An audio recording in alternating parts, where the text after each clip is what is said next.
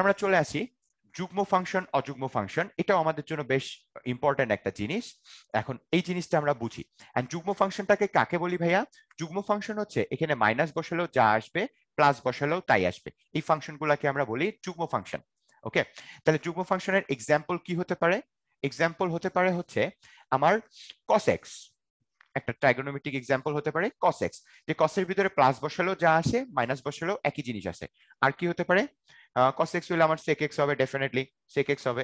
এগুলো হচ্ছে যুগ্ম ফাংশন।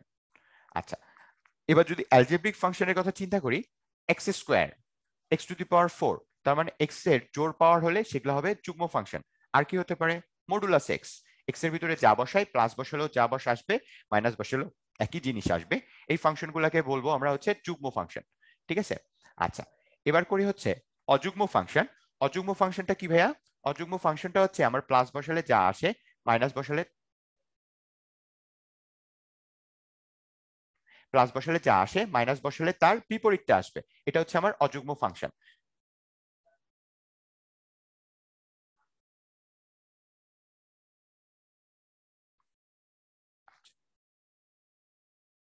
তাহলে দেখো ভাইয়া, এটার এক্সাম্পল কি হতে পারে? এটার এক্সাম্পল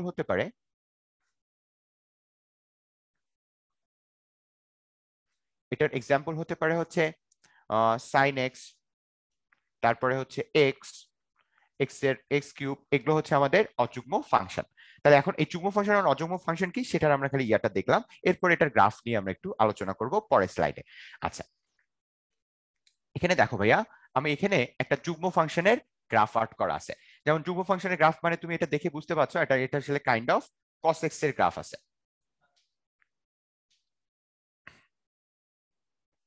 সরি ভাইয়া, এটা হচ্ছে আমার বলতে পারো এটা cos x এর গ্রাফটা আছে, cos x এর গ্রাফ।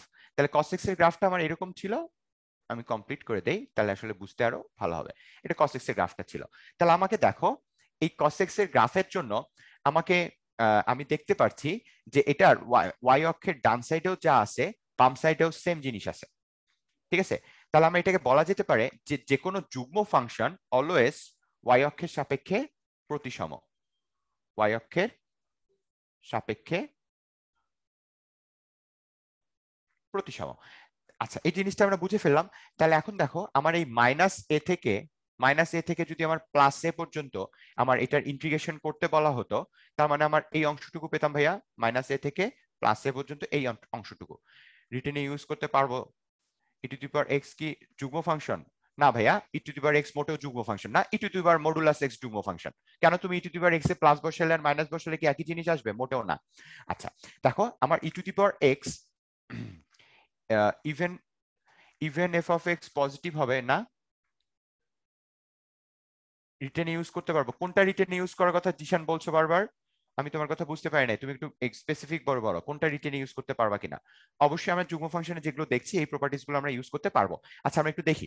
দেখো, আমার a to the power x minus a, আর এখানে এই প্লাস এ পর্যন্ত এরিয়া বের করতে বলছে। তাহলে এই জিনিসটাকে আমি মাইনাস এ থেকে প্লাস এ পর্যন্ত ইন্টিগ্রেশন না করে, আমি যদি জিরো থেকে এ পর্যন্ত ইন্টিগ্রেশন করে তাকে 2 দিয়ে গুণ করতাম, তাহলে একই জিনিস পেতাম। এটা হচ্ছে আমার যুগ্ম ফাংশনের একটা প্রপার্টিস। এই প্রপার্টিসটা ইউজ করে আমরা অনেক সময় অঙ্ক করে ফেলতে পারি। একটু পরে আমরা একটা অঙ্ক করব। ঠিক আছে? এটা হচ্ছে যুগ্ম ক্ষেত্রের যুগ্ম ফাংশনের প্রপার্টিস। এবার অযুগ্ম ফাংশনের প্রপার্টিসটা দেখো। অযুগ্ম ফাংশনের প্রপার্টিসটা কিরকম, যে আমার প্লাস এ থেকে মাইনাস এ পর্যন্ত আমার অযুগ্ম ফাংশনের এরিয়া ইন্টিগ্রেশন বের করতে বলছে, প্লাস এ থেকে মাইনাস এ পর্যন্ত।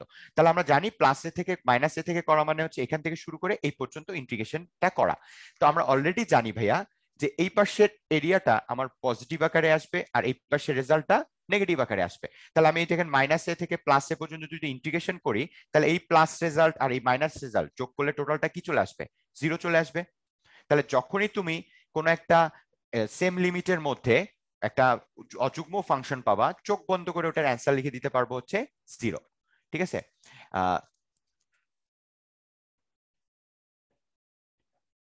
না ভাইয়া, এটা তুমি আমরা এমসিকিউ তে না, রিটেনে ইউজ করতে পারবো। যুগ্ম ফাংশনের প্রপার্টিজ আমরা অবশ্যই রিটেনে ইউজ করতে পারবো। তবে রিটেনে কি তোমার এত সোজা অঙ্ক দিবে যে তুমি দেখে মুখে মুখে অ্যান্সার করে দিবা?